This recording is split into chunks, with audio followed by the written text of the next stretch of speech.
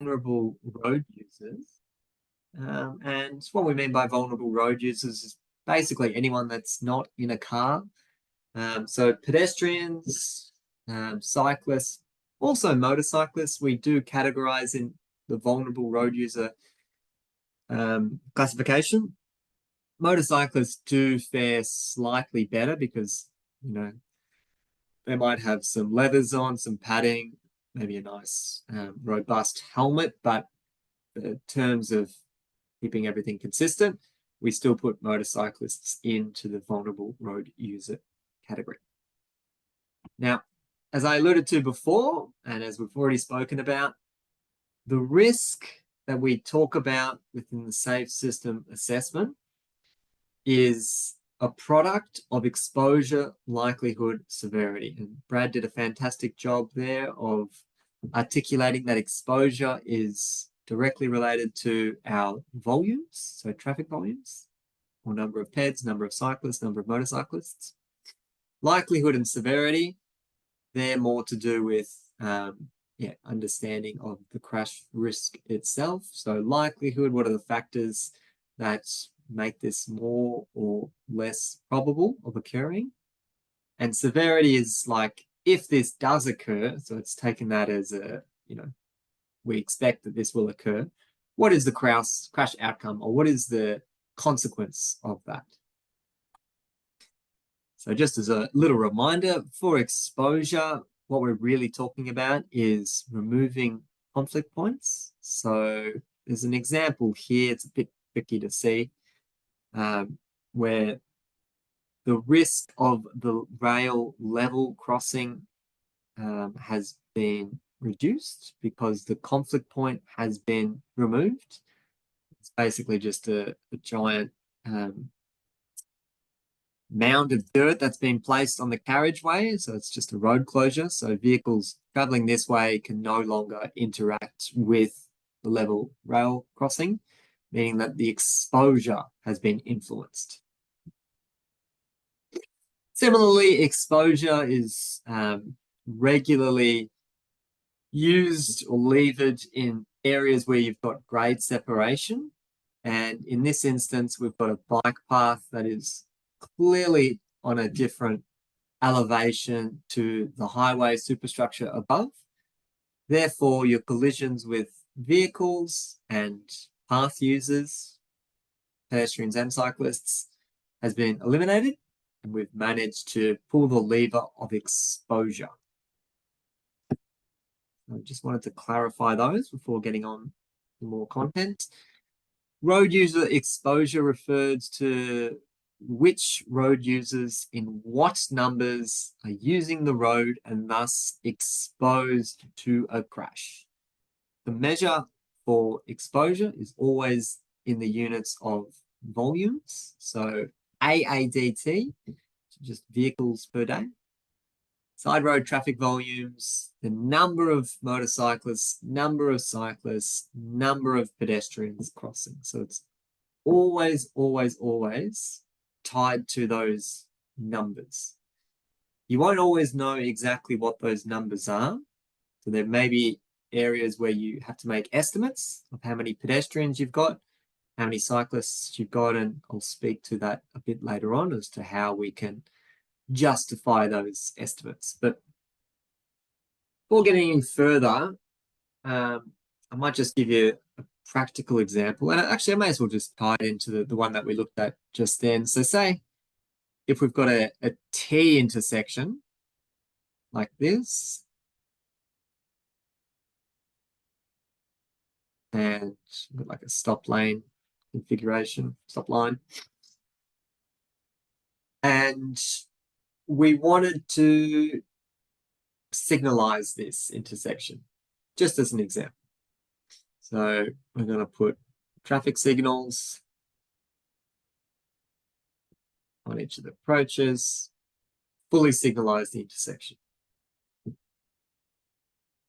Traffic signals will influence the likelihood of an intersection crash, because before I had just a stop line and I was relying on the motorist who's on the minor leg to pick the gap in traffic and make the right call, basically. I'm relying on that human to make that, to be able to pick traffic speeds and pick the gap in traffic.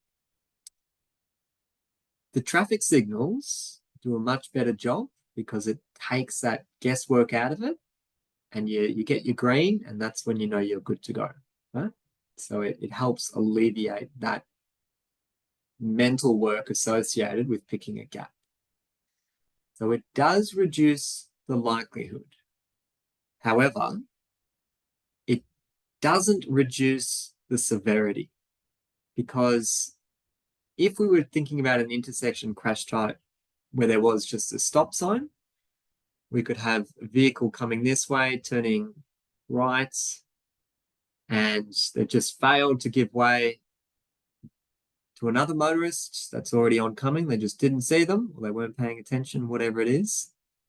That right-angled crash, as we know, can be quite severe.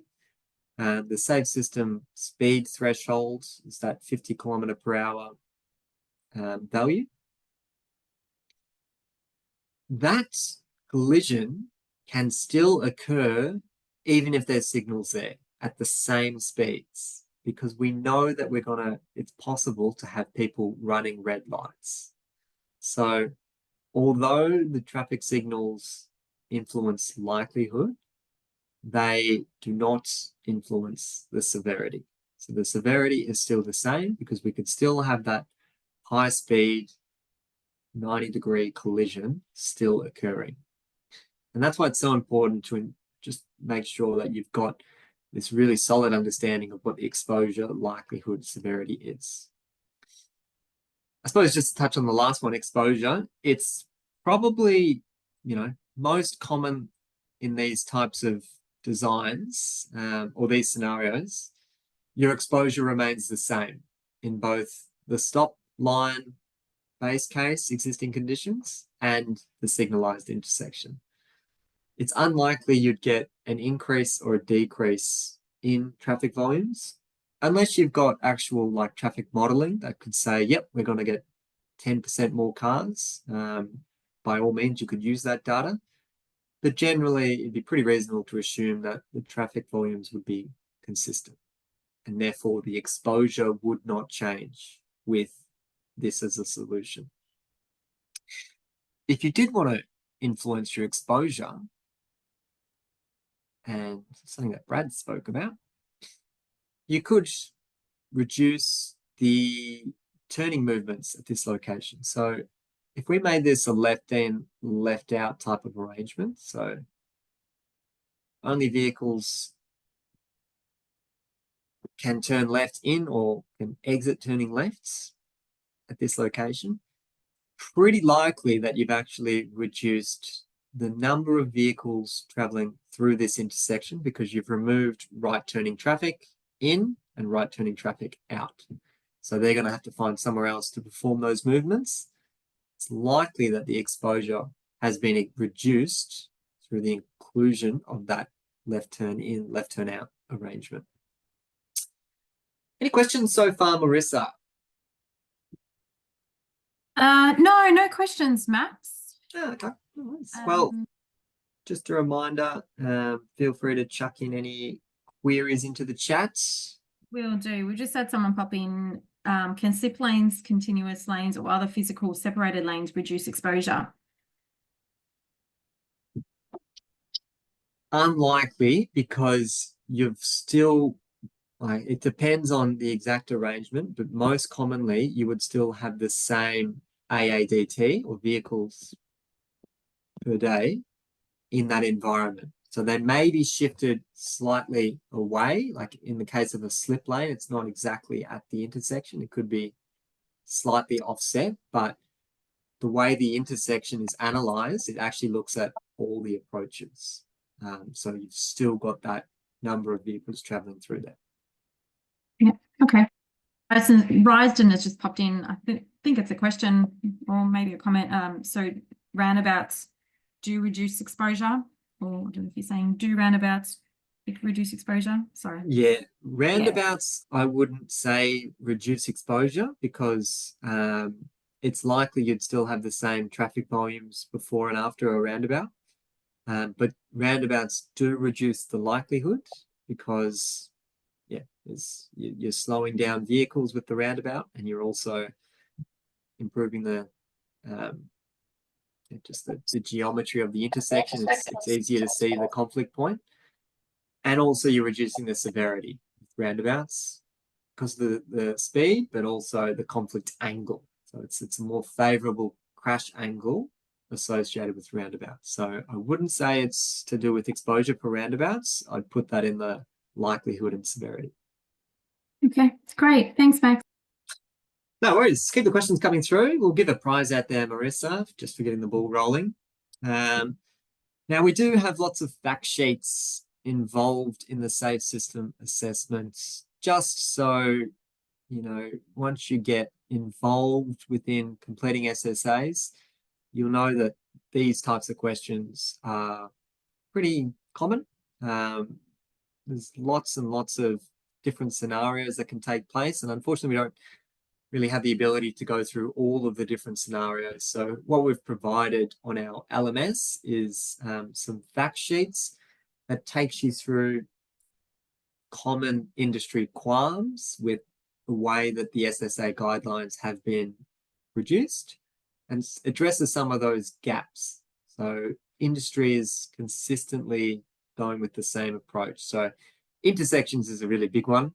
And so we've created, just as one example, a fact sheet on intersections and how you would actually analyze intersection crash risks within the Safe System Assessment Framework. So really, really good resource for you to use as you go on to complete SSAs. Today's focus is going to be all on vulnerable road users, but also having movement in place, like using that as a bit of a framework, and connecting that in with safe system thinking. If you haven't heard of movement in place, that's okay. We'll run through that. If you're very familiar with movement in place, feel free to correct me on anything that you think differently. We'll also talk about some specific treatments that align very well with vulnerable road users, and also risk factors associated with specific treatments as well. Movement in place. So there's various matrices out there. This is just the one taken out of Transport for New South Wales. What it is, it's basically a way to categorize our transport network, and it's been very neatly divided into two main axes. Along the y-axis, we recognize the transport network has a movement function. So it's not necessarily just the movement of cars, it's the movement of people, so in whatever mode that is. But what we're reading on this graph here is at the lower ends is the lower movement corridors, and at the very, very top end, we're seeing things like motorways, where it's really, really important to maintain that movement. It's like a key strategic objective, and motorways perfectly illustrate that. But the other axes that we need to be aware of is our transport network also has a place function. And what that means is basically areas where people want to spend time. People want to be able to, enjoy the public domain. They want to be able to catch up with friends or go to work and not be worried about crossing over a giant motorway in order to access that space. So it's got these two separate functions, and breaks up different streetscapes into different categories. So motorway is always the easiest because it's got a significant movement function and it's got no place function at all. You don't want people spending time there. You don't want people on the carriageway. It's only for that movement of traffic, okay? That's all it does. So that one's always the easiest. The movement corridor, so top left there, that's when you've got a high movement function and a low place function. basically arterial roads, higher speed environments, and not a lot of things going, or pedestrian attractors or things like that. Vibrant streets. This is where things get tricky, because we recognize that the road has a really important throughput of traffic function, but it's also an area where people like to spend time and congregate and, you know, go to the pub or whatever it is. Managing both of those kind of expectations can be challenging, but yeah, just something to note for now. Places for people, they have really, really high place value, but not a significant movement function. So that is areas like shopping malls, where you may be able to significantly reduce or eliminate traffic volumes, and instead just make this a real pedestrianized area. So it's got that feel of being a very people-focused streetscape. Local streets, they've got like a low movement function as well as a local place. Now, if you are doing any stakeholder engagement, it can be a tough sell to local residents when you're telling them that they don't have they've got a low place function on their streets. But the way that this is applied is at a network statewide level. So, you know, a random little street in a residential area does not have the same, you know, place feeling as Oxford Street or something like that, you know, something with a lot more activity and things like that. It is scalable completely. Just here, I thought we'd give you an example of a place for people. So you can see this doesn't really feel like it's going to have a lot of movement going through there. And in fact, by the way of the installation of the planter boxes, just the way that this whole carriageway is being configured, you wouldn't really anticipate lots of traffic volumes, and you wouldn't expect high speeds through there either. It does really feel like a place where people can enjoy that streetscape. And I appreciate we are, you know, getting more so into the space of urban design, but I am going to tie this all into the safe system thinking as well, just so we can see how these relationships play out. So first exercise for the day, you get to pop in your chat any treatment ideas or recommendations of how you could transform this cross section. I've got an existing conditions, 40 kilometers per hour, you know, artistic rendition of the streetscape. What could we do to redesign this to make it more of that? Go back to the definition I provided. Places for people. So to try and get it to feel more like this. Now, that's the first part of the task. I want you to say, what treatments can we install in this environment to get it as a places for people classification? And against every recommendation, I want you to write whether that influences exposure, likelihood, or severity. Now, you might have a recommendation that influences likelihood and severity. So you just put in brackets L, S after whatever you're saying. So we want you to write down any infrastructure changes that you could recommend to make this more places focused. And then in brackets, exposure, likelihood, severity. I'm going to give you 2 minutes to complete this exercise, and then we can have a chat about the results after that.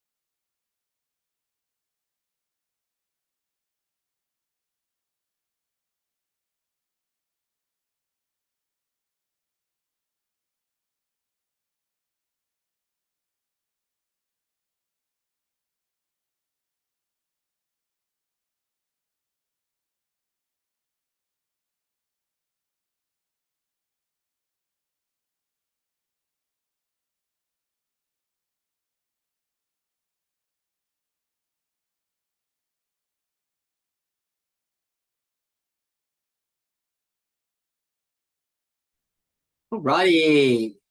Some very, very terrific recommendations coming through. And I've got to say, really positive to see that the correlation between the treatment being recommended and whether it's exposure, likelihood, and severity seems very, very positive. Like that seems to be communicated quite well with this group. It's something that, people tend to take a few tries to get the hang of, but from what I'm seeing at the moment, it looks very, very good. I'm just going to mention a few of these. I'm not going to be able to get through all of them. One of them was just putting in a speed reduction. Let's just say we make this a 30 kilometer per hour instead. And it was correctly identified as influencing severity. You can also say it influences likelihood as well, because if we're slowing down vehicles, the chance of a collision actually occurring reduces as well, because people have got more time to stop and there are less stopping distances as well. So speed reductions, likelihood, and severity, but very good to pick up on that. I think the most promising answer, the most common answer was creating one-way streets and influencing exposure. Really glad that came up actually, because my next slide is artistic rendition of what this could look like. And I really validate that. I think that makes a lot of sense. Before we had two-way traffic. So if we are limiting this to one way, presumably we have halved our exposure. That's kind of how it works in theory. It may not necessarily replicate that on the ground if this were to be installed like that. The other thing I wanted to mention about this as a suggestion, and oh yeah, my next slide is blank, so I can do another drawing, which is handy. So let's just say, yeah, I'm changing a carriageway configuration and I'm making it one way there. And then this is a two-lane road and one way there, something like that. So this is like a nice big block. And previously those two one-way sections were two-way. Okay, so you're recommending, nah, let's do it one way. I think that'll be better there. You are correct in saying if we looked at the exposure for this section, which you've been asked to conduct your safe system assessment, that the number of traffic volume through there is likely reduced. And so you're correct in saying that influences exposure. However, there could be some movement to other corridors. So perhaps the next street along permits this two-way movement. And now this corridor has got twice as much traffic, just as an example. This is where it can be, or it's very, very important as part of a safe system assessment to define your scope, because you can actually keep widening and widening your scope area out, because any change that you make at an intersection will have a ripple effect to the network around it. It's just all connected. The reason I'm bringing this up is because if you have been scoped to complete a safe system assessment for that specific section, you could say, I recommend making it one way. I think that's going to influence the exposure. That's all absolutely accurate. No dramas there at all. As part of the recommendation, though, you could say, I would also include conducting some kind of network assessment to ensure that there's no ramifications with sending traffic onto alternate routes. Maybe the other street is just not equipped to handle double the amount of traffic. Maybe the intersection is got terrible sight lines and things like this, and we don't want any more traffic going that way. So all of that can be later studied, but that's not part of my scope. And I just wanted to highlight that, like, you're absolutely able to say, I'm analyzing this. This is the section. This is the boundary. Anything outside of that, you're more than welcome to investigate that. In fact, I think it should be, particularly if you're looking at changing the streetscape. But I haven't actually incorporated those effects into my assessment, just to give you some clarity of how that kind of works. I'll go back to the slide and I'll just talk about a few other things. So automatically you can see this is a much more, place for people to be. It's so much more inviting. Got the wide footpaths. The speed has been slowed down all the way to 10. So 10 is more of a shared area. And that actually kind of encourages riding on the carriageway itself, not necessarily requiring separate bicycle lanes or any separate infrastructure there. My only, I suppose, comment on this specific feature, this artistic rendition, if you're doing any shared streets or shared areas and you've got low speeds going through there, so shared areas at 10 kilometers, that actually means pedestrians have right of way every location within that area. So you don't need to include zebra crossings. Zebra crossings are certain points in the mid-block where pedestrians have priority, but the actual definition of the shared street is being a shared zone or a shared area. Pedestrians have right of way at all times, so you don't actually need to channelize them to cross a particular location. That's just a little a side note. I get stuck into the details sometimes, so don't need to get too hung up on that. Another way that this could potentially be retransformed, though, is actually, well, we're going to make this a place for people. Still does need to have that same throughput movement function. So I'm actually going to prioritize, buses and public transport and things like that. And that's why the comment I made earlier about the movement in place, the movement in place framework and the way that that graph kind of sits, the movement is focused on the movement of people. It's not just the movement of passenger cars. So if you can get more people using the bus and more people riding bikes using protected cycling infrastructure, then you're achieving those objectives. So it's not always about just building more traffic lanes to get more vehicles there. It can be these strategic kind of comments as well. I've got another example of this in practice, so we'll give this another crack, and then we'll move on to other parts of the content. But we'll pick a different configuration this time. And in this instance, we want to move to local streets. So it does have a low place function, but it also has a low movement function. Okay? So neither of those are particularly driving forces. And same exercise. This is, just a residential street, basically. And existing conditions is 40 kilometers per hour.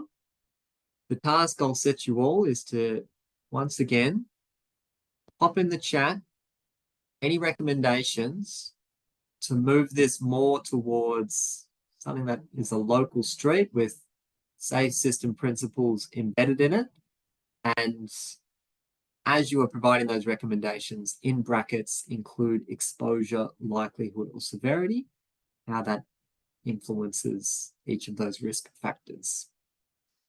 I'll give you 2 minutes to do that one, and then we can have a chat again.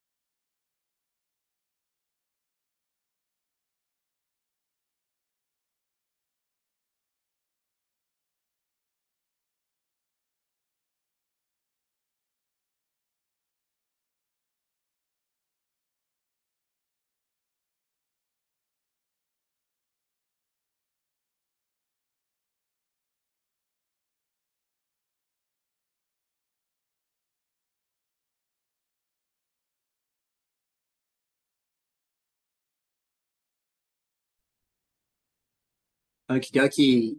Thank you very much for contributing. And I definitely appreciate the remark of let's just try and get pedestrians off the road. We'll give Marissa, if you want to give a prize out to the person that mentioned that.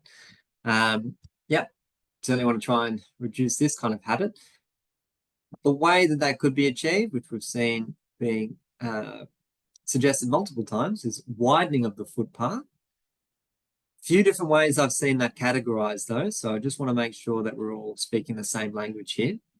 If we are widening the footpath, just say building it out like there,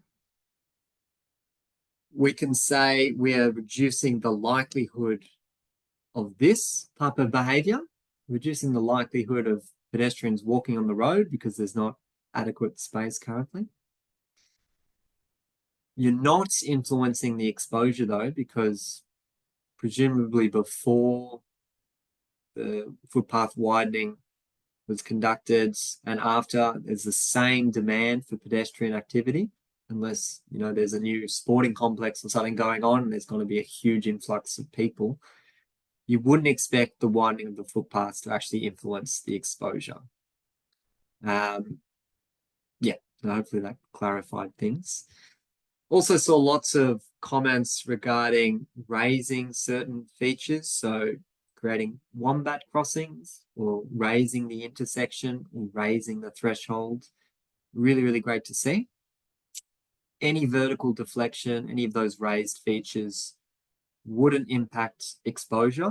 You'd still have the same number of vehicles going through there, unless you knew that, no, if we put a raised intersection there, we're going to have a drop of 20% of vehicles. Unless you actually know that or you've done modeling to provide evidence, I would say the exposure would stay the same. However, raised crossings, raised intersections do influence the likelihood, makes it less likely for a collision to occur, and reduces the severity because you're reducing the speed of the conflict point. Okay. So just want to make sure we're all speaking the same language there with regards to those risk factors. A few other ones that popped up. Yeah, whether a roundabout could be installed, some kind of mini roundabout or something like that. I think that's certainly worth investigating. Some separate cycling facilities, even removing of parking, those types of things. I agree that would help create a more, exciting kind of place. Just one example of, what this could potentially look like. Once again, gone with a one-way shared street design. This is like something that just is very, very typical in the Netherlands or something like that. This is just part of their normal network. It's not radical at all to suggest this. Be a little bit harder to sell here, but I think it is worth reflecting on. These are the types of environments that we know are able to achieve those local street aspirations of, being able to reduce the movement. It's not really a key objective of these streets, and make it a bit friendlier for a place to be for people to enjoy their time there. I think I'm actually going to take a break, but what I'm going to do is, while we're on the break, I'm going to just leave up on the screen another category, being vibrant streets. And this is the artistic rendition that I'll analyze after the break. By all means, if you want to chuck in your own thoughts about what we could do to move this kind of image into a vibrant street, feel free to pop it in the chat. But I'm going to give everyone a 4-minute break just to be able to stretch the legs and go and get a cup of tea or whatever you'd like to do, just to break up halfway through the module today. So back in 4 minutes. Welcome back. Yeah, I was just going to chat through this one, but thanks for those that provided their own thoughts on this. And yeah, appreciate this one is the tricky one, because we basically go back to the little matrix that we have. We're in the space where we're trying to make this more attractive for people actually enjoying the space, but also maintain that movement function. So we've got these two, I wouldn't say separate objectives, but it is hard to create treatments that are going to, work for both of those objectives. So let's have a look what's going on. You can see we've got like a service road thing happening here, where, it seems that riders can also use the service road. And then a more major thoroughfare. Speed zone is 70 kilometers per hour. One thing in particular that I wanted to highlight about this scenario, and I think is good intel to have as you go on to complete your own safe system assessments, is this idea of a pedestrian, overpass, right? So pedestrians, they get to walk up the stairs, have some kind of overpass structure, and then completely avoid having to cross over at grade with all of that traffic. And obviously eliminate any of those conflict points. Now that might be sounding pretty good, and you might be going, oh, I know that's exposure there, absolutely reduced. So this should be a primary treatment. Well, this should be something that we should really aiming for. Whilst that does look good on paper, that's not how the real world works. And as a safe system assessment, you get to make those, professional judgment calls. In fact, even in this little, artistic rendition, you can see you've got somebody here crossing with a dog. You've got other people within the median there and there and there, clearly crossing at grade, because not everyone is going to use a pedestrian overpass, particularly if there's stairs, because that greatly inhibits those with any mobility issues or disabilities. But also it's not always going to be on the desired path. And if you have to walk upstairs, cross over, walk downstairs, and maybe you have to do another 10 meters out of your way, that can be enough to disincentivize pedestrians from using that altogether. So we can't just assume, because we've provided this grade separated facility, that yep, we've eliminated the risk of pedestrian collisions. It's not quite how it works. Very, very similar argument is the pedestrian fencing. So you can see that's clearly been set up to try and corral pedestrians to once again use the overpass structure. You can also see in the mid-block there's median pedestrian fencing as well.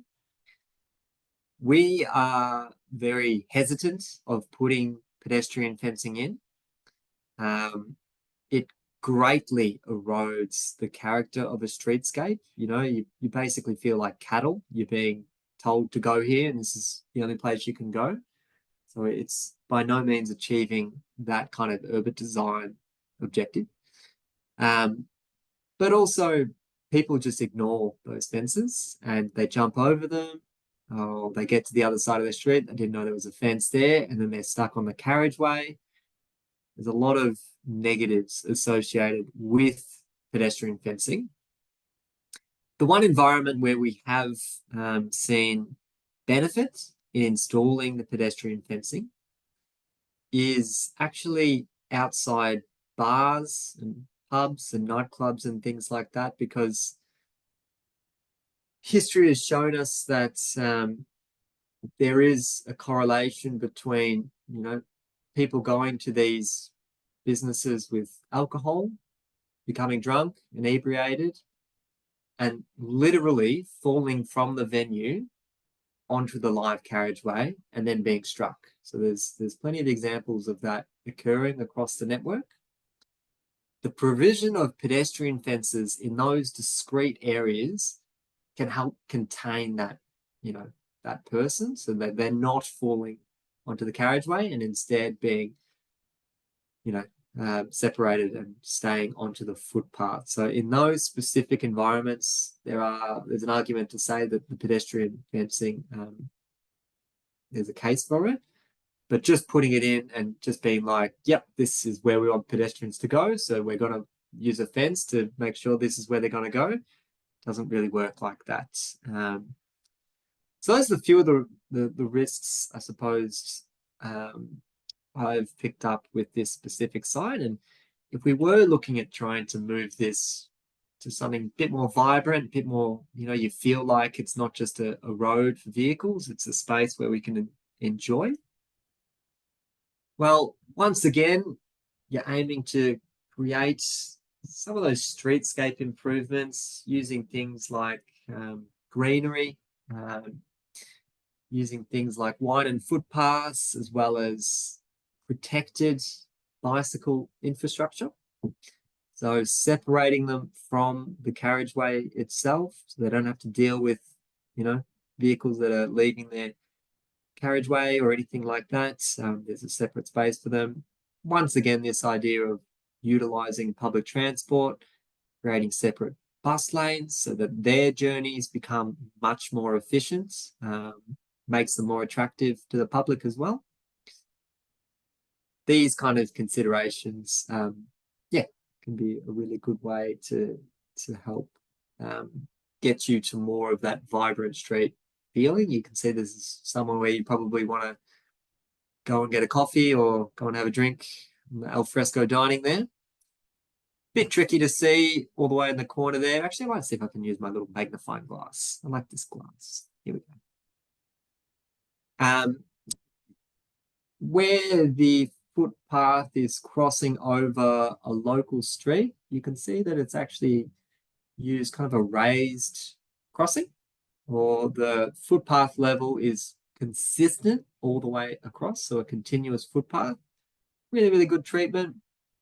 Helps to, once again, slow down vehicles so that they are operating at slower speeds where the conflict point is, and also raise the awareness of that crossing point as well. Just an artistic rendition, of course, just to give you some ideas of how things could transform and things you could be recommending if you're working within the Safe System assessment space. I touched briefly then on cycling separated treatments, and although that's relatively well understood mid-block, when you get to intersections, we tend to get a bit nervous of how to design safe cycling infrastructure in spaces like this. So I just wanted to make you aware of this idea of a protected intersection. And this type of infrastructure, or this geometry, the way that it's configured, it includes these corner refuge islands. So that's where the arrow is, I've drawn there. And the reason that's included is because, I think this is, left-hand drive, this vehicle that's turning left, as an example, and if you've got a rider that's traveling through, the provision of that corner refuge island, what it does is it maximizes the sight lines so that as the vehicle is turning left, they're much more likely to be able to make eye contact with a bike rider that's going through. Because conventionally, where our bike lanes are is right up on the passenger side of the vehicle, where bike riders can be easily hidden in blind spots. So protected intersections are just a way to mitigate that as a risk, get riders out of the blind spots, offset the bike lane so that there's a good distance there from the left-turn traffic lane. And the way that is facilitated is through the corner refuge islands. If you want more information on that, I've got plenty of examples of this in practice. And there's examples within Australia. This is not just an international thing. We do use them in our context as well. Protected cycling lanes, separated features, they're a big tick. And few interesting things going on here. I might actually ask a question to the group, so get ready to pop any answers that you may have in the chat. This little separator width, you can see it's only about 300 mil wide or something like that. And conventionally, and in the previous little artistic rendition I showed, we had much larger separators. So traditionally the separator is around 1 meter wide or something like that. My question for the group is, why do you think in this scenario a narrow separator has been used? It's a bit of a tricky question. I'll give you 30 seconds, just have a think.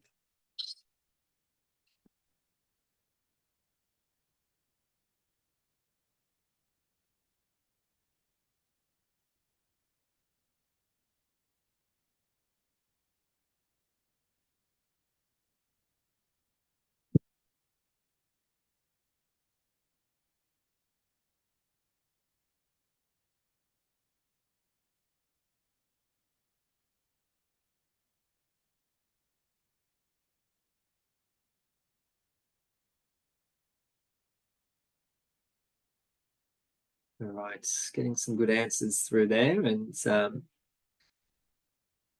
comply with lane standards. Yeah, I certainly agree that, yeah, you're spot on saying that it is basically trying to maximize the existing carriageway footprints, not trying to move any of the existing curb and channel lines and, you know, doing all that. Completely agree with that. But the prize I'm going to give out, Marissa, is the person that mentioned that the separator width may be reduced there because we don't actually have the dooring hazard. So this is a live traffic lane. It seems to be a turning lane, meaning we're not expecting parking vehicles to be there.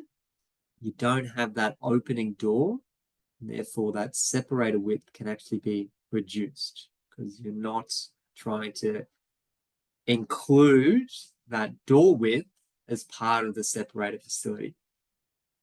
Appreciate in a perfect world you'd have the biggest separation that you could, but I think that's a really good thing to note. Above the design detail that you need to know as part of an SSA, but just thought I'd share that little fact with you. Final one I'm just going to touch on briefly is this idea of movement corridors. So this is, I spoke about before, arterial roads, not a lot of adjacent land use. That's got to attract a lot of pedestrian activity. So what can we do to improve safety in these environments? And one of the things that we really like to make sure everyone is aware of is you can actually raise intersections and raise platforms, raise tables, whatever you want to call it, in these high movement corridors. So this is just one example in Victoria, where this is, 10,000 vehicles plus per day, heavy vehicles, you got buses. It's a very, very significant north-south movement corridor, goes all the way to Melbourne, CBD, or connects to the freeway and things like that. But they're still raised the approaches and the slip lane because recognizing that we can't just have vehicles traveling through there at speed in case we've got red light running. And you'll also make a note at the rate of, the speed reduction there, or the advisory speed, is 50 kilometers per hour. That is the aspirational side impacts kind of crash speed that we're looking for. So it's been very, very much designed in a way that's consistent with safe system principles. And if you were conducting a safe system assessment and looking at what the intersection was like before versus afterwards, this intersection performance score would be much improved because you're reducing the likelihood and the severity of crashes. Exposure is still the same. You've still got tens of thousands of vehicles going through here, but you're reducing the speeds, which is a really big win. So you can be implementing things like this. Yeah, even if it's on a heavy vehicle route or you've got lots of traffic. Cyclists and pedestrians, most vulnerable. It kind of makes sense. Severe injury can occur at just 20 km/h impacts, and fatalities almost certain at around 50 kilometers. If we actually threw in heavy vehicles into the mix, we know that a cyclist or a pedestrian can be killed by a truck at speeds of 10 km/h or below. So really walking pace. They're incredibly vulnerable. They could be very, very easily hidden in blind spots and also just in roadside furniture, even vegetation that's growing too big and things like that. All of these kind of need to be considered as part of an SSA. The very, very young, if you're doing any auditing outside of schools or kindergartens or whatever it is, you'd expect to have that demographic there. Even more vulnerable, very, very young, don't have the same cognitive abilities to be able to pick the gaps in traffic and cross safely and things like that. Similar story, those that are very old are also particularly vulnerable, just their bodies are unable to withstand so much force, much more likely to have severe outcomes from lower speeds as well. General rule of thumb, it says manage speeds to around 20 km/h where pedestrian volumes are significant, otherwise seek to separate. I would say even more pragmatic would be aim for a conflict speed of 30 km/h because we're still miles away from achieving that. Marissa? We've got a couple of questions. By reducing the likelihood and severity in high movement corridors in this way, does it impact traffic volumes elsewhere, causing backlogs? In the example that I showed there, no, it did not influence exposure. It was a very, very heavy movement corridor prior, and it still got just as much traffic on there. They just happened to be going slower through this intersection where the risk profile kind of peaks. So yeah, it did not influence the exposure, to my knowledge. If you worked on that and you have a different opinion, please feel free to argue. Yeah, okay. And Michael's just asked why 50 km/h and not 30 at a zebra in the slip lane? Good pickup. We'll give a prize out there. I completely agree. We should be raising the slip lane crossing where pedestrians are accessing that area to 30 km/h. The issue is surrounding speed from memory, 60 km/h or 70 km/h. Dropping that 70 down to 30, bit too much of a jump. Doesn't really work in terms of just, motorists being able to understand that jump and why that's occurring. Too much braking to be able to decelerate to get to those comfortable levels. So that certainly played a factor, but also the consistency of if you're going to have the main thoroughfare of the intersection at 50, then the slip lanes should also have the same speed. Absolutely principle based, you're spot on. It should be the 30 km/h, but yeah, good pickup. Great, thanks, Max. No worries. I'll have a quick chat through some more cycling treatments. So this is an example of a separated bicycle lane or a protected bicycle lane. A few different names for it. You can see we've got a wider separator here because we do have parking adjacent. So that is to basically be able to house an open door, just to make sure you're not having doors enter the cycling space. Really, really great treatment. We know the cycling community feels a lot safer riding in this type of treatment. So if you are working with objectives to try and increase ridership, these should be really solidly looked at because this type of facility is very, very attractive. The way that it kind of works in practice, or the configuration that we're seeing, traditionally, parking has been situated adjacent the curb, adjacent the footpath, and then we've had the bicycle lane adjacent that. Putting the bicycle lane there is directly within the dooring zone, and it's also adjacent the live traffic lane. So it's just in a really awkward spot, and reason why it's not considered to be the greatest treatment, because it's just very, very difficult to safely manage that configuration. Instead, flipping this arrangement, which we can see here, and we've got the parking lane offset away from the curb and channel, and then we bring the bicycle facilities adjacent the curb and channel next to the footpath. Separated treatment, really good idea. Have a look into them. At roundabouts, how you can manage cycling collisions. Generally, what we'd love to see is something similar to this. This is referred to as a protected roundabout. So I spoke about a protected intersection before. This is a protected roundabout. And it basically eliminates the need for a rider to access the circulating area. There's a myriad of ways a rider can get into strife if they're within the circulating area.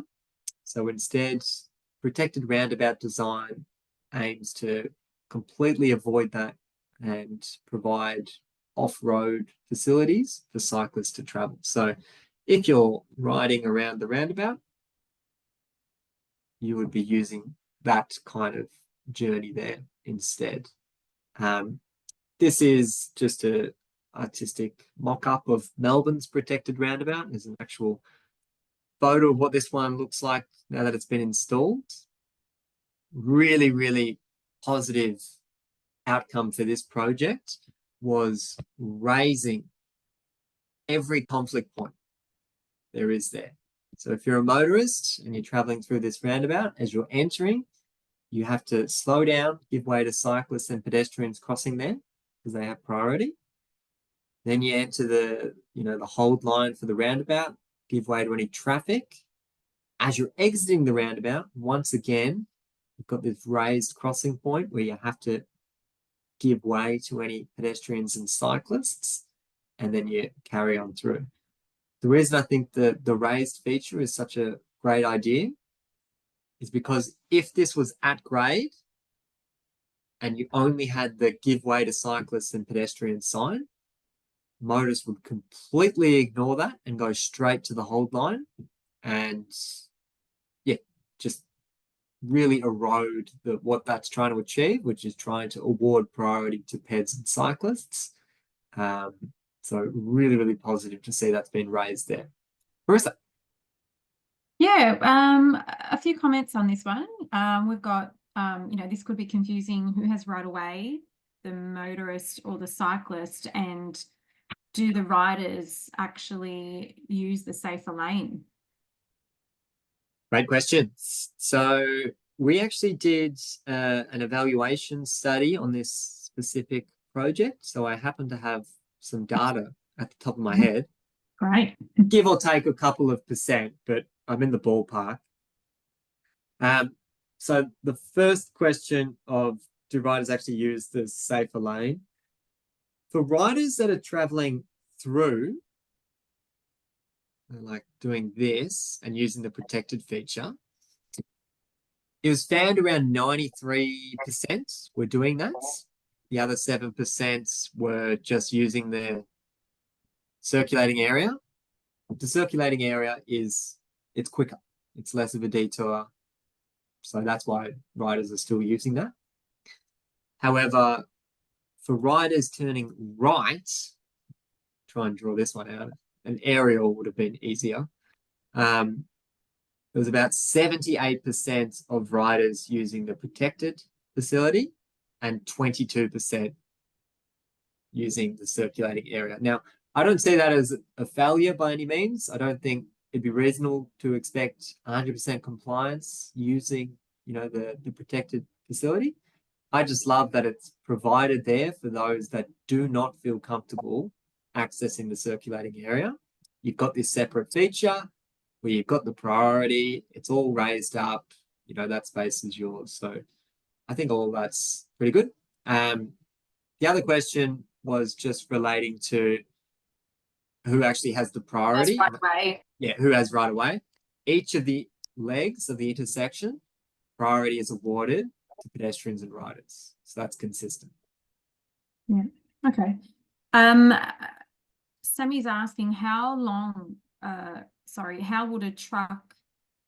a log truck manage a raised roundabout like this?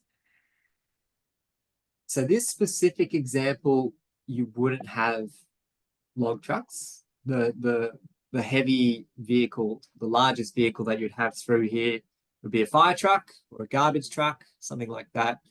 They would still be able to safely access all of this, but all of those design checks would be completed as part of any project development. So you'd have to nominate what is the design vehicle, what is the service vehicle. You do all your swept path checks just to ensure that those movements can still be performed and that they're not going to be encroaching on the pedestrian area or knocking over every sign or things like that. So all of those checks would be completed prior to this one getting, the final tick. But in terms of can they still safely maneuver over vertical features, the answer is yes. Yes, they can. There does need to be specific considerations around what type of ramp grade to use. You can't use anything that's too steep because that could destabilize those heavy vehicles. But it's not to say that you cannot investigate that. Yeah. Okay. Is there any scope to find riders and pedestrians not using the protected facility? It's not something I would really advocate for because at the end of the day, the reason that this project was set up was because there was an alternate route, really, really common route for commuter cyclists that was going to be under construction for many, many years. So they realized that we need to provide a suitable, safe, alternative route. They identified this corridor. Cycling community said, it's a good corridor, but we really don't like these roundabouts. We don't feel comfortable there. And that's why this protected roundabout feature was installed. There's a couple of them along this corridor. I think the real metric that we should be measuring is the ridership. So the increase in people cycling through here, the perception of safety, how safe people feel riding through there, and also the actual, quantitative results of are we seeing reductions in trauma prior to the installation and after the installation. I see those as the key metrics of this and not just fining riders for not using the protective facility. I just think that sets the wrong agenda for this kind of project. I think it was much more trying to improve the safety of this facility, but you're not going to get 100% compliance there. Great. No other questions. Just some bit more chit chat. Just some comments, but no other questions at the moment. No worries. Thank you very much. We shall carry on. Other roundabouts, though, particularly multi-lane roundabouts, you probably won't. Well, actually, you shouldn't be encouraging riders at all to access the circulating area. There used to be a figure within the Austroads Guide to Road Design, Part 4B, which was, putting a bicycle lane right on the edge of multi-lane roundabouts. But that's no longer in there. That has been taken out of the Austroads Guide. So we don't recommend that at all anymore. Instead, if you are talking about managing cycling conflicts in these types of environments, it's very likely that you actually have to make riders and pedestrian yield to traffic, particularly in multi-lane. Just as like a hypothetical, if I was to analyze this specific environment, just in this generic nature as I see here, this east-west connection to me automatically looks like a high movement corridor. So back to that movement and place thinking, I would think that that is a significant movement corridor, perhaps a motorway, but certainly I would expect high speeds, and the movement of people through there is very, very important. If I compared that to the north-south, perhaps it's not as important because it's only one lane. The east-west is multi-lane and it's a divided carriageway. North-south, one lane each way, and looks to be a connection into a residential area. So that movement classification is perhaps the rung down, and it goes into that local streets kind of category instead. The reason I'm mentioning all of this is because that kind of analysis can then influence what type of treatments you may be recommending on approach to those different road classifications. So if you're a bike rider and you're crossing over a busy movement corridor, the designer has made a note that we are to install grab handles. So those are little U-bollards for riders to hang onto, the cyclists at all crossing points. In other words, priority is maintained for general traffic. Pedestrians and cyclists have to yield. Conversely, where we've got the low movement corridor, which is the north-south, we can see the designer has made a note that we want to provide a raised crossing with priority given to our vulnerable road users, so cyclists and pedestrians as they cross there. So that's just an example of how that movement and place thinking can then be injected into your treatment selection and influence the design outcomes of a project. The other thing I'll say about this design is, as I mentioned, if we've got this east-west movement corridor, we've got dual lanes, dual carriageway, and it looks very important for traffic, it's likely that that same movement is important for pedestrians and riders. So if you're riding along here, it kind of makes sense that you also are awarded that priority traveling in that direction, because that is the movement corridor for you as well. Okay, so you can think of it both for the general traffic and for peds and cyclists in that same direction. You've got the priority there. This is your corridor, basically. Anyway, just a little hypothetical scenario there. Marissa. That's right. We've just got a question. It might have been from the previous slide or two, but what legal conflict for change of give way rules was generated? Example, New South Wales rules give vehicles priority over pedestrians. I might need some more information on that one to give you some insight. Otherwise, happy to take that on notice and follow up with Ken. Yeah, okay. If you wanted to provide a little bit more information, Luke, on that one, or which slide we're referring to, I think it was a couple of slides ago, but yeah, we'll get back to you on that one. Provided this slide just to give some indication of what types of treatments you could be looking at depending on the speed environment you're working within. So if it's between 0 to 30 kilometers per hour, lane sharing, so that's actually where riders can travel in the middle of the traffic lane. They don't have to worry about going all the way to the curbside. They can claim the traffic lane. It's generally achieved through the use of sharrows, those pavement markings there, shared arrows. Only appropriate in low speeds though. And you can probably guess why the 30 is the upper there, is because that's the safe system threshold tolerance. If we're in the speeds between 30 and 70, we'll be looking at relocating parking, providing separated bicycle lanes. So those are those separated treatments that I showed before. Anything above that though, we want to get straight into off-road facilities and just get riders as far away as possible from the carriageway. Pedestrians, already spoke about, design lines and things like that with pedestrians and wanting to cross where it works for them. What we know that works for us as road safety practitioners is the idea of wombat crossings.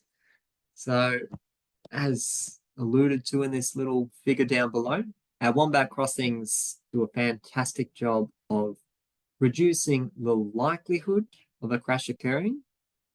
It reduces the likelihood because we've got pedestrians crossing in an elevated position. They're not coming down onto the carriageway. They're actually raised up, so they're just a bit easier, more prominent to see. But also due to the ramp that is occurring, that physically washes off speed. And whenever you're reducing speed, you're reducing the likelihood as well as the severity. So we're a big fan of seeing these wombat crossings, particularly where they are utilized and manage the speed or the conflicts to that 20 to 30 kilometer per hour advisory speed mark, maximizing the ability for that, if there were a collision, that would be survivable. Another example here of the wombat crossing. I think this one is just to remind us of lighting that can occur, and also considering how people in wheelchairs, as can be seen here, actually access the wombat crossing. It's very grainy, this photo. We should replace this. But this tie-in point with the adjacent footpath, draw a little cross-section of it. You can see it's just a nice flush surface. That's very, very good. What you don't want to have is the wombat crossing and then going down to tie into the curb and channel, and then back up to a pram ramp, something like that. It's a little bit exaggerated. That detail does exist and has been installed across our network, but significantly impacts the ability for people in wheelchairs or mobility devices to be able to access the adjacent footpath, and therefore the ability to actually use that safe crossing location. So love to see just a flush surface there. Construction sites. This one was a photo taken in Adelaide during some temporary traffic management.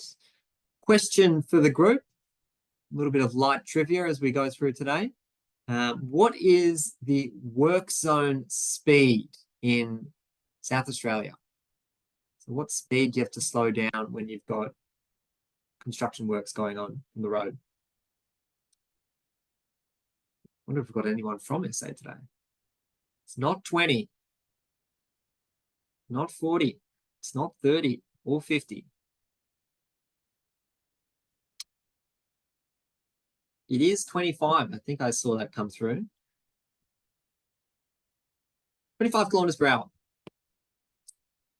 So just a heads up, if you're driving in SA, to look out for the 25 kilometer per hour signs. The only jurisdiction that does that, as far as I'm aware, so they slow down to that speed adjacent work zones.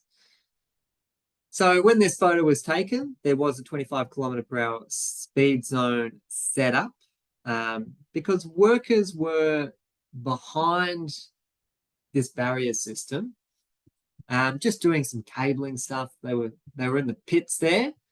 It sounded funny. They were, working in the actual service pits and doing some cabling and stuff like that. In order to get that work, ticked off, they obviously had to have all of that traffic management plans reviewed and the associated MOA and all of that fun stuff, so that all of that documentation has been reviewed by the road authority. They would be looking out for things like, all right, well, how are we going to protect the workers? We're going to be slowing down traffic to 25. We're also going to be installing these rigid concrete barrier systems just in case a vehicle, or a motorist has a medical episode and they're entering that space. There's actual physical protection for those workers. Okay, so lots of good things going on there, lots of good risk mitigation strategies in place there. However, as soon as that work is done, they put the pit lid back on and pack up the van, and then they remove all the concrete barriers and the posted speed limit returns, which I think is 50 kilometers per hour. The reason I'm bringing this up is because when the workers are there, we acknowledge the high level of risk associated with working adjacent a live carriageway.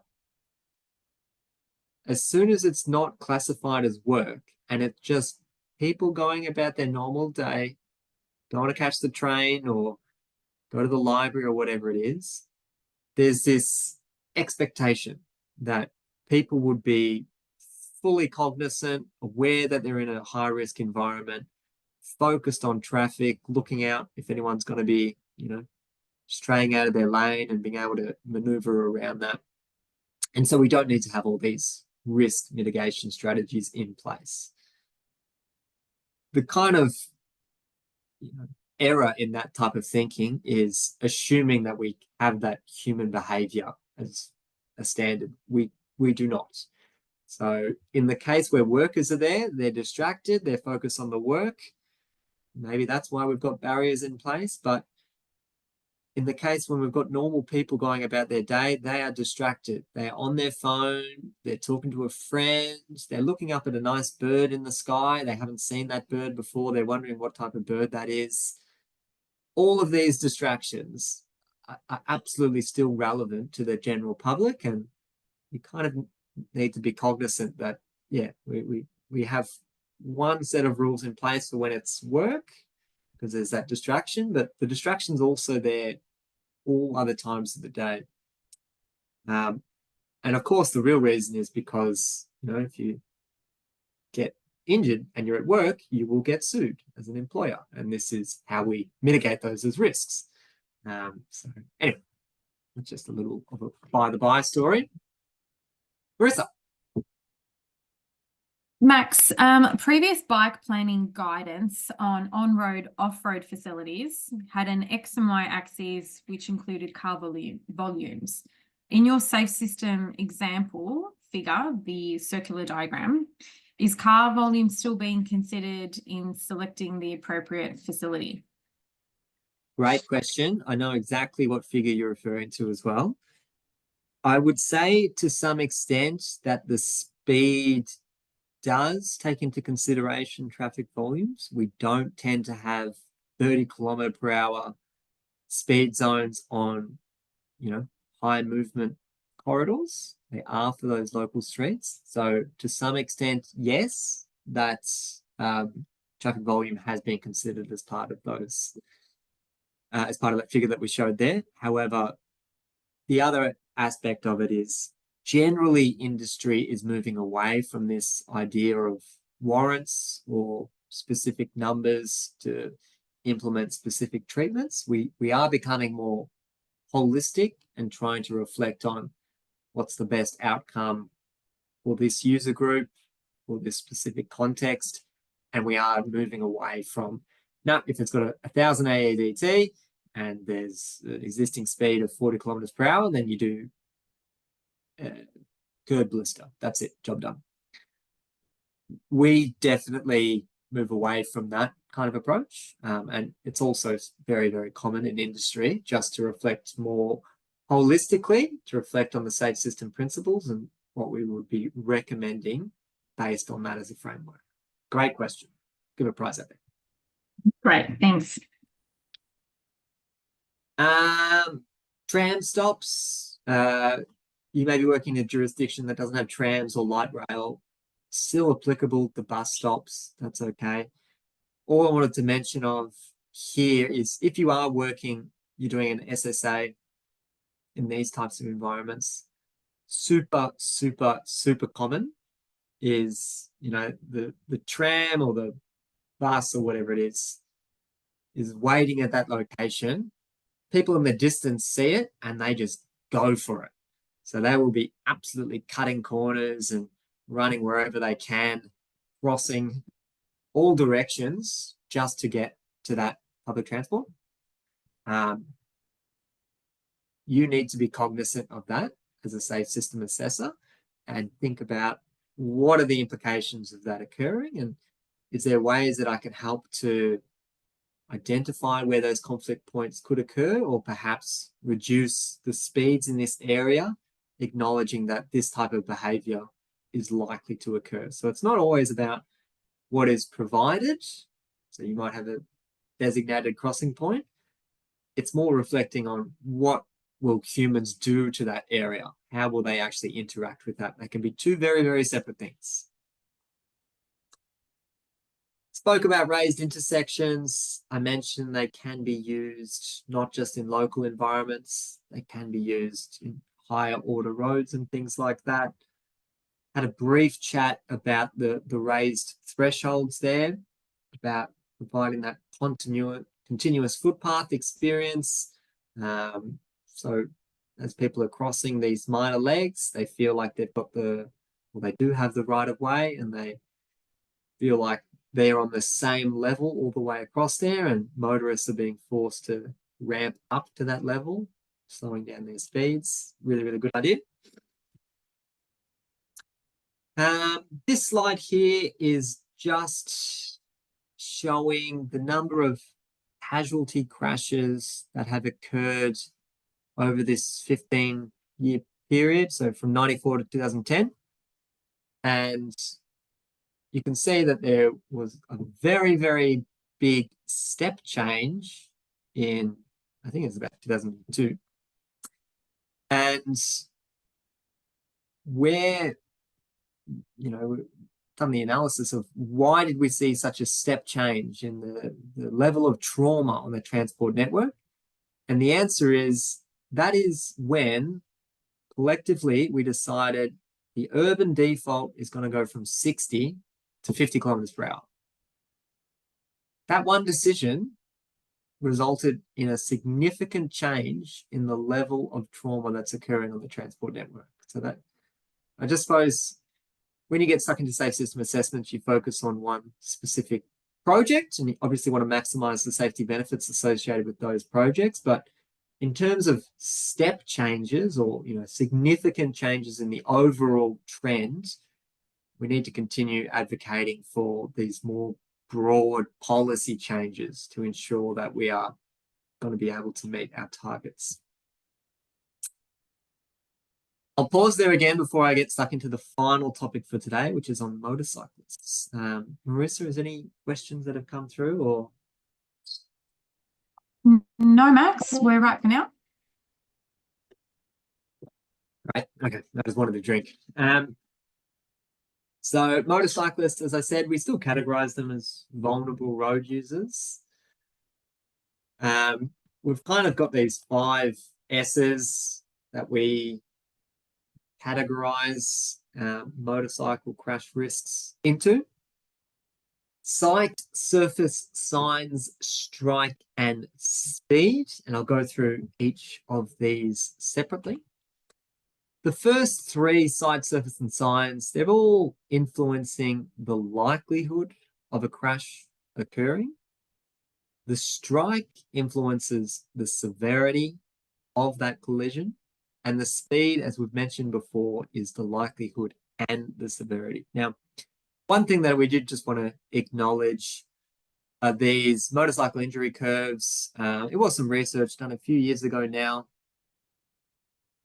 basically acknowledging it's too technical. That's completely fine. I'll give you the high level executive summary. It is basically did some research and acknowledged motorcyclists are actually not as vulnerable as we first thought because of the gear that they're wearing and the helmet. They can survive slightly higher impact speeds compared to pedestrians and to cyclists. The other reason that could be occurring is because motorcycle body types are likely to be a little bit more robust, as opposed to pedestrians, who's everyone from a toddler to a 90-year-old crossing the road. They're unlikely to be a motorcycle rider. So there's also that aspect of it as well. In saying all that, we still classify motorbike riders as vulnerable road users because they're not within the car. They don't have the crumple zone. They don't have the airbags working for them. They don't have that big metal cage. So I just wanted to acknowledge that research. Yeah. Sight. So this is your ability as a motorist or another user on the network to be able to see a motorcyclist. So this is you at a yield line, making a decision whether or not to enter the traffic stream. And then a moment later in time, you see that there is a motorbike there. So very, very small objects in the roadside area and completely block sight lines for motorbikes. Same story for bicycles, probably worse for motorbikes purely because they're much more, they could be in multiple traffic lanes where it's more common to see riders solely in the curbside lane. So that's one element. We need to make sure that, or recognize that riders can be very, very easily obstructed by different furniture. And what are we going to be looking at while at intersections? We want to actually have a look at what are the side triangles like and what are, what's the likelihood of being able to see motorcyclists then. Surface conditions. Surface also impacts on the likelihood. Motorcyclists are often referred to as the canary in the coal mine when it comes to pavement issues, because if there's a pothole or if there's any loose debris, they are the one who will feel it the most. Because when they are forming turning movements in particular, they are actually angling their body, making them, have even less contact with the road. And so if there's any of those pavement defects, particularly in these curve areas of turning movements, it doesn't take much to destabilize that rider, potentially have them come off their bike. Another common surface area of concern that we regularly encounter is surface friction issues. Can have to do with just polished stone, and it's just been eroded after many, many years of being driven over, or even temporary treatments such as using steel plates to cover up excavations and things like that. I'd be concerned of installing this in areas where you do have those turning movements. So in this instance at the intersection, because you may not be able to achieve that friction that motorcyclists require to be able to safely navigate and perform those movements. Signs. Motorcyclists rely on signs much more than general traffic generally, particularly things like hairpin turns and chevron alignment markers. All of those are really, really good at directing motorists how to act in specific environments. It's also much more relevant when you're on the two wheels as opposed to being in a vehicle because you've just got less room for error. Strike. This is the idea that, okay, a collision is going to occur. What is the roadside environment like? And is it friendly to be able to hit or to strike? As part of the ANCAP review, they do motorcycle impact tests. The first image is showing a motorcyclist colliding with a guard fence post. And then the second video there is showing the collision with a rub rail or motorcycle protection device, just a longitudinal rail attached to the bottom of the guardrail device so that they don't strike the rigid post. Certainly going to hurt if you hit that. There's no denying that. If you're sliding off and hitting the rub rail, it's going to hurt, but it's going to be able to dissipate your energy over a longer length as opposed to that very final, here's the post, that's what you're going to hit. So that can be a useful recommendation as part of your part of any of your assessments. Speed, of course, we know influences likelihood and severity. I already spoke to about the use of chevron alignment markers, but also warning signs, giving riders the heads up that this specific curve, you want to be slowing down to 35 because it's a very, very tight radius curve. Really, really poignant and important for motorbike riders. I think I got through everything, Marissa. That's the end of the content today. I'll have a quick look in the chat. Yeah, there's just a bit of chat there. Yep, some motorbikes do have the airbags now. That's a good point. Also appreciate the camber, the way that the road falls. Definitely a big issue for motorbike riders. Can also be an issue, just not a curve, but also at roundabouts. Any views on wire rope safety barrier for motorcyclists?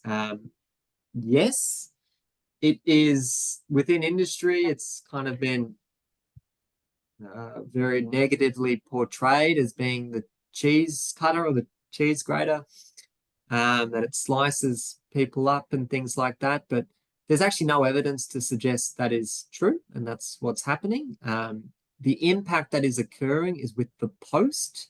So that's where the blunt trauma is occurring, not a slicing action, but a blunt trauma. There's actually a fact sheet on the LMS that we've included for this reason, because we regularly get asked this question. The motorbike industry is not overly enthralled by the idea of the wire rope safety barrier, but it more or less has the same safety benefits and disbenefits as opposed to the traditional guardrail. Although I should say guardrail does have the ability of the rub rail to be installed, wire rope does not.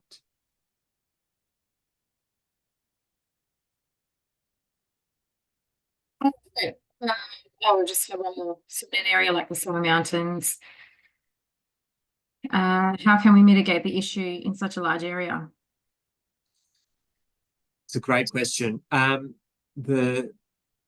The safe system assessment wouldn't be the best tool, I wouldn't suspect, to be able to achieve that objective.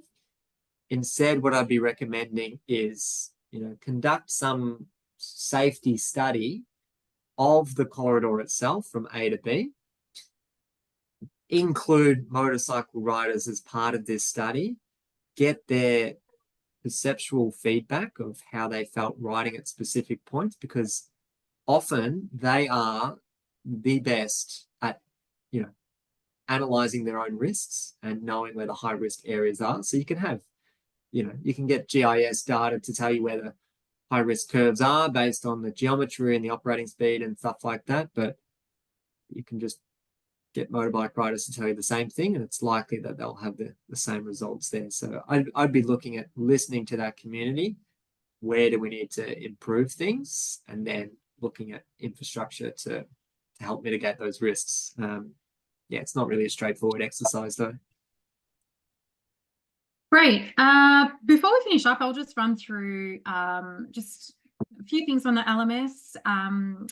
Thank you to everyone who's already submitted their assignment. That's great. And we'll get them marked this week, so you can have a look out for some feedback on that one. If you're still yet to submit that, please do. You've got some time still. Module 3, we have the presentation from today and a whole bunch of resources here that you are free to browse. Lots of videos and fact sheets that and other resources that Max has referred to throughout the session today. Task for today, another quiz, module 3 quiz. Just pop in, attempt that one. Just a bunch of multiple choice questions that shouldn't take you too long. And that's about it for today's session. Just some of those fact sheets that Max referred to are in our resources here under Safe System Assessment fact sheets. Is there another module? It just says feedback and certificates after that, or is that just hidden? They get released. They appear just the day before the next module. So tomorrow your module 4 will appear. Yeah. We do have another couple of modules. Yep. Hidden. Sure. Hidden. Well, thanks everyone for the chat. Thanks for the engagement. If you want to clarify anything with me after the session, by all means, reach out to training. I'll flick it on to me. We can have a good chat.